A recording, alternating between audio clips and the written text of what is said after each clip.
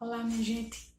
E hoje eu gostaria de falar para vocês e contar uma história de como essa maravilhosa e grandiosa presença pode atuar na nossa vida, seja em qual a situação que for.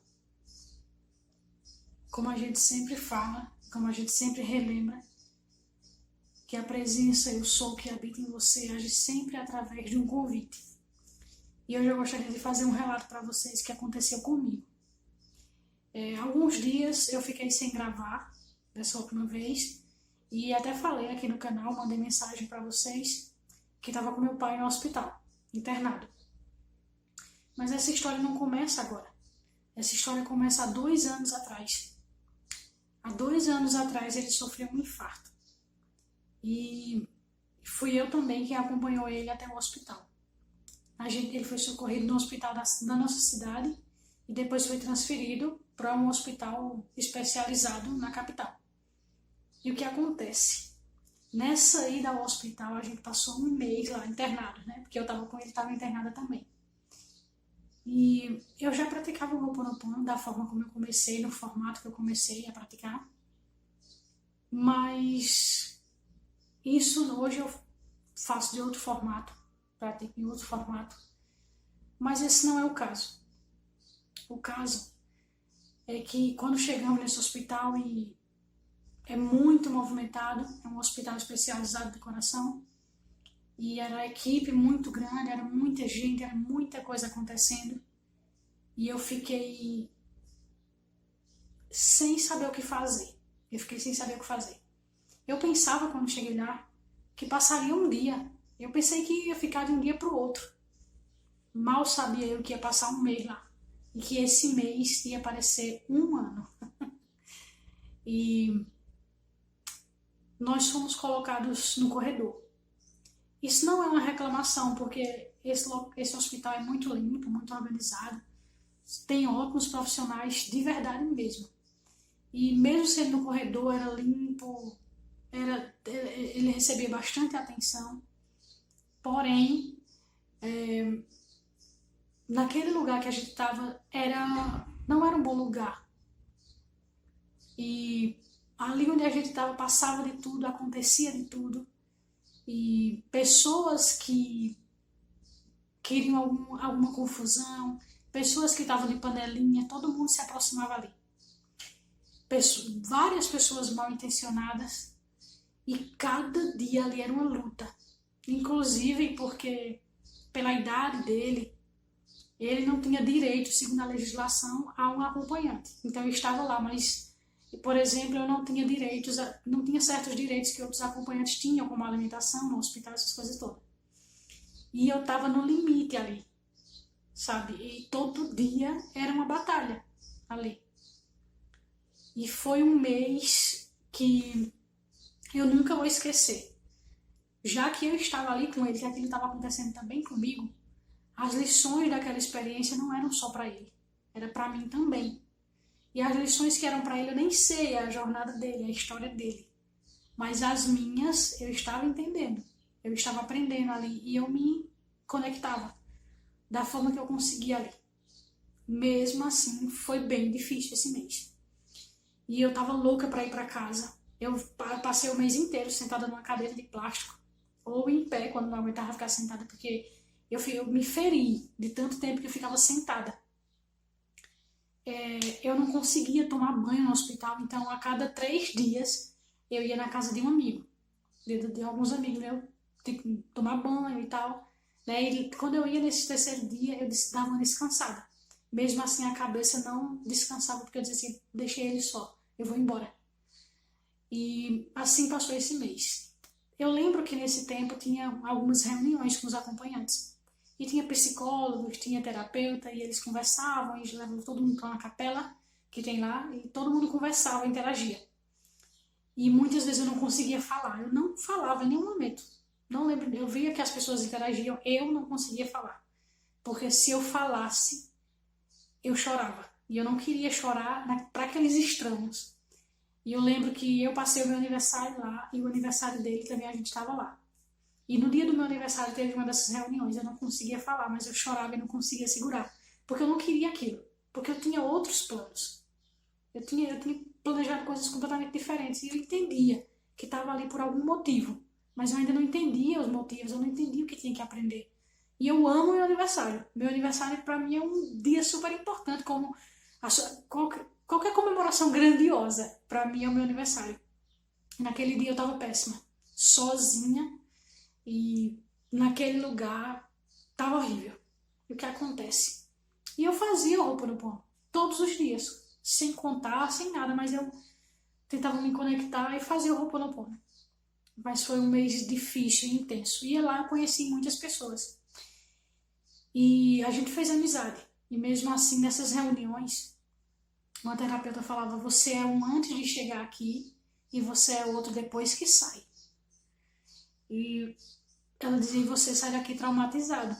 E eu dizia assim: não, a gente sai daqui louco para ir para casa. Eu dizia que quando eu chegar em casa, né, eu dormia na cama de casal, eu chegar em casa, eu não vejo a hora de tomar aquele banho, que eu chamo de banho faxina, aquele banho completo, e deitar na minha cama e dormir sem hora para acordar, sem hora para levantar, até dar calo nas costas.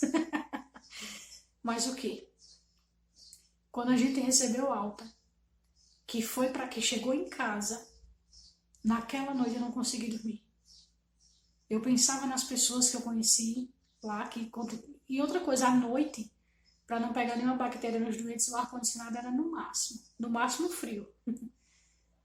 E, tipo, as pernas doíam, as costas doíam de tanto frio, além de estar na cadeira. E no dia que eu cheguei em casa, que eu pensava que ia dormir tão bem, eu não consegui dormir. Eu só ficava sentada na cama chorando. Porque eu lembrava de tudo que tinha acontecido lá, lembrava das pessoas que tinham continuado lá. Eu lembrava de tudo que eu vi lá no corredor, todo mundo que ia fazendo a passagem, fazia a passagem pela gente. A ida, quando meu pai foi socorrido para o hospital, na ambulância móvel, né? Eu passei muito mal mesmo. Tipo, tiveram que parar, que me medicar, que me dar injeção. Foi muito complicado. E a minha cabeça não parava. Não parava, não parava. Aquilo tudo tava mexendo demais comigo. E foi um mês inteiro, assim, tensa. Se alguém encostasse em mim, eu chorava. Se alguém falasse comigo, se alguém me olhasse com a cara feia, meu corpo todo sentia. Eu tava ali por um fio. Mas eu dizia pra mim: eu quero absorver as melhores lições disso, as maiores lições, para eu não ter que passar por isso de novo. E eu fiquei com esse medo. Eu dizia: eu nunca mais quero passar por isso, eu não quero voltar aqui. Não quero voltar aqui. Mas aí, alguns dias pensando sobre isso, eu pensei que eu tinha consciência de que tinha esse medo de voltar lá. Então eu dizia assim: mas se eu tiver que passar, eu vou. Porque é melhor eu passar do que acontecer alguma coisa com ele e eu não precisar nem chegar lá. Né? E 2 anos, não foram exatos porque faltou 3 dias para completar os 2 anos. O meu pai teve um outro infarto. E eu novamente fui com ele para o hospital da minha cidade. Chegou lá, mais uma vez ele foi bem recebido, fizeram os exames e disseram: vai transferir novamente para o mesmo lugar. E aí já não era a primeira vez. Na primeira vez ainda eu pensava que ia ficar de um dia para o outro. A gente chegou numa sexta-feira e eu pensava assim: ah, não, amanhã eu vou embora, ou na segunda. Quando eu vi que no sábado eu vi que eu não ia embora, eu digo: na segunda eu tô indo embora. E passou-se um mês assim. Dessa vez foi novamente numa sexta-feira, mas faltavam 3 dias para completar 2 anos. E a gente chegou no hospital. Quando a gente saiu, quando eu fui em casa buscar as roupas e tal, eu já sabia que dessa vez, como eu tinha passado um mês da outra vez, dessa vez não ia ser um dia, como eu pensava da outra vez. Eu sabia o que me esperava. E eu sabia o que me esperava. E se na primeira vez tudo era novo para mim, mas eu não sabia o quão complicado era, agora eu já sabia, porque eu tinha passado um mês lá. E porque eu sempre soube nesses 2 anos que sentia aquele medinho daquilo se repetir, né? Todo esse tempo eu estava consciente. Quando eu soube que ia ser transferida, eu estava consciente de tudo o que ia acontecer, de como era, de como funcionava. Isso poderia ser algo para me acalmar, mas não. Eu estava buscando sentir o desespero, mas eu já não era a mesma pessoa. Eu queria sentir um desespero, porque eu queria sentir raiva, porque eu não queria ir para aquele lugar. Mas dentro de mim eu já não era mais aquela pessoa de 2 anos atrás. Eu agora me via como uma consciência observando aquela experiência. Foi mágico isso, porque o meu eu inferior, queria sentir medo, queria sentir raiva de ter que passar por isso novamente, sabe? Dizer assim, poxa, se for apertado de novo, e se eu tiver pouco dinheiro novamente, como é que eu vou passar de novo por isso se eu passar mais de um mês? Porque lá eu conheci pessoas que estavam há 2, 3, 4 meses, até 8 meses lá. Eu dizia, se dessa vez for assim, sabe? Se eu não passar somente um mês. Mas isso era como se fosse uma voz menor na minha cabeça falando. A maior estava assim, tá tudo bem, vamos embora. Isso está acontecendo? É porque é para rolar. Então vamos lá, vendo o que vai dar. Eu estava bem, estava confiante. Uma voz mais alta, uma voz superior. Era a voz de calma, de tranquilidade. E abaixo, uma voz que tentava se sobressair, mas eu olhava para ela de cima para baixo. E eu não sei explicar isso assim de forma lógica, mas é exatamente isso. Eu era essa voz que observava a voz inferior. E o que acontece? Quando eu cheguei, já estava todo mundo pronto, me esperando. Eu cheguei com a bolsa e a gente entrou. Era a mesma equipe. O motorista, o socorrista, só mudou o médico, mas era a mesma equipe. Naquela ambulância móvel e quando eu entrei, e aí o cara lembrou de mim, ele falou assim, você quer ser medicado agora? Você quer tomar aquela injeção agora? Eu disse, não. Ele disse, mas você tá bem? Eu disse, eu tô bem, vamos embora, tá tudo bem? E o meu pai, tipo, estranho, falou assim, tá tudo bem, porque ele viu o que aconteceu comigo na outra vez, mesmo doente. Eu falei assim, não, eu tô bem, tá tudo bem, vamos embora. E foi da mesma forma. O carro corria muito. E, tipo, às vezes eu voava, assim, descolava do banco que eu ia sentada, ia de lado. O carro corria bastante e eu tranquila. E sabe o que é? Que desde o momento, baixinho, suave, o meu subconsciente falava, eu sou o perfeito equilíbrio. Eu sou a presença que nada pode perturbar. E eu fui o caminho inteiro da minha cidade até a capital falando isso. Eu sou o perfeito equilíbrio. Eu sou a presença que nada pode perturbar. A viagem correu rápido. Eu não passei mal, eu não sofri, eu estava tranquila, eu estava de coração, realmente, completamente tranquila. Não parecia que eu ia para aquele lugar. Aquele lugar não tinha mais aquele peso que era antes. Foi tão tranquila a viagem, quando eu disse, foi tão rápido. E quando a gente chegou lá, que eu desci do carro, eu olhei para aquele prédio e eu falei, poxa, eu tô aqui de novo. Mas a voz não parava. Eu sou o perfeito equilíbrio. Eu sou a presença que nada pode perturbar. E aí eu entrei com os documentos, dei a entrada na internação dele, a gente entrou e parecia que eu conhecia aquelas pessoas. Parecia que estava tudo bem. E quando você chega num lugar que já tem pessoas ali acostumadas, tipo, as camas já estão próximas, já fizeram amizade, eles lhe olham com desconfiança, eles lhe olham com receio, tipo, vai me separar de fulano, vai afastar a cama de fulano para colocar a dele. As pessoas olham para você de forma estranha. Mas eu entrei ali plena, serena, e na minha cabeça eu sou o perfeito equilíbrio. Eu sou a presença que nada pode perturbar. E dessa vez, para resumir, nós passamos 13 dias lá, internados. Quando a gente chegou lá, e mais uma vez estava próximo ao meu aniversário. Eu falei assim, dessa vez, eu não vou passar o meu aniversário aqui. Mesmo que eu vá embora no dia do meu aniversário. Mas eu não vou passar o meu aniversário aqui. E confiei nisso.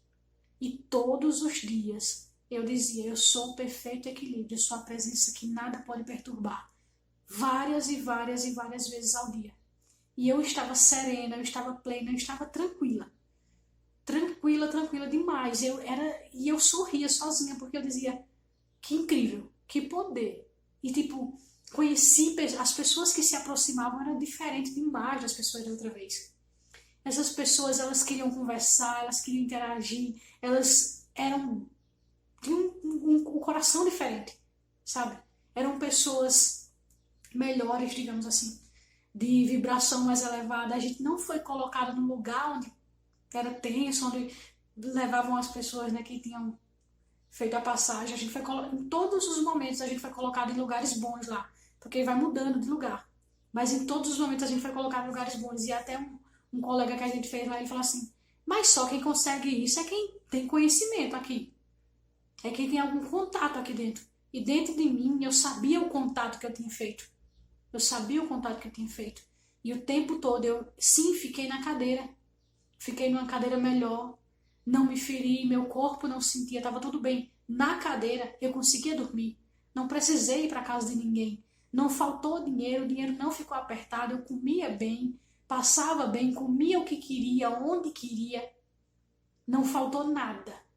E eu sentia isso dentro de mim, essa tranquilidade, essa força.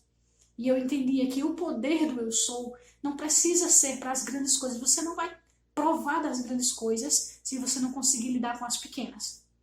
Como você vai conseguir, como você vai acreditar que vai criar algo grandioso se no seu dia a dia você não consegue gerenciar a sua vida através desse poder? Em coisas pequenas, em se sentir bem, em se sentir confortável, em se sentir equilibrado, em sentir paz, tranquilidade, em se sentir poderoso, fazendo as pequenas coisas. Porque quando eu acordo, que eu olho para o espelho, eu tenho meu ritual. E eu sempre falo uma declaração. Mesmo que eu já tenha feito a declaração até antes de levantar, feito outras antes de levantar, eu faço no banho, porque eu me sinto bem, porque isso já vem de dentro. Então, nas pequenas coisas, eu sinto esse poder. E se nas pequenas coisas a gente não conseguir colocar esse poder para trabalhar, como que vai trabalhar no grande? Se na vida tudo é de degrau em degrau. Se na nossa vida, no nosso crescimento espiritual, também tudo é de degrau em degrau. São fases, são ciclos menores para vir os maiores. Eu tenho que começar a usar esse poder nas coisas mais simples. Porque para muitos essa história pode ser simples, pode ser algo bobo. Mas para mim, que vivi aquilo, que vivi aquilo tão intensamente da primeira vez, e não foi intensamente de uma forma boa, foi de uma forma dolorosa, foi tenso, foi triste. Eu via muitas coisas, eu via muitos desencarnes, muitos, e coisas que perturbavam. Dessa vez não aconteceu nada disso, nada, absolutamente. Eu sei o que acontece no hospital, eu sei o que acontecia ali, mas eu via vida, eu via muita gente se curando, eu via pessoas boas chegando e se curando, e pessoas com mais força. O que eu via da outra vez, eu não vi dessa vez. E eu não acredito em coincidência, em acaso. Os lugares que eu fui colocada da outra vez com ele, com meu pai, dessa vez a gente não foi. Nós fomos colocados em bons lugares. Tudo aconteceu de forma perfeita, de forma tranquila. E mais uma coisa, a gente foi embora, passamos só 13 dias e fomos embora numa tarde antes do dia do meu aniversário.